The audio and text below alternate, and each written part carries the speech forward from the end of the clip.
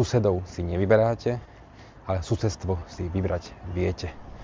Akurát idem z obhliadky a padla taká tá štandardná otázka kupujúcich, ktorí sa pýtajú majiteľov, akí sú tu susedia v okolí. To je otázka, na ktorú nie je žiadna relevantná odpoveď, pretože tí majitelia majú každý úplne iné vnímanie okolia, úplne iné štandardy. Preto odporúčam, aby ste si uvedomili, že susedov si nevyberáte, ale susedstvo si vybrať viete.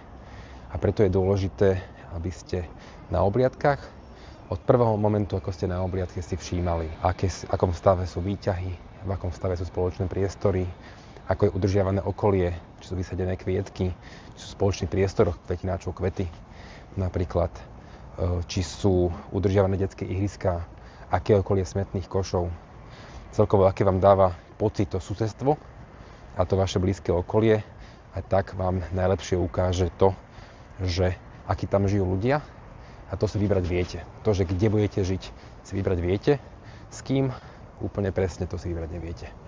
Takže táto otázka má skôr takúto odpoveď.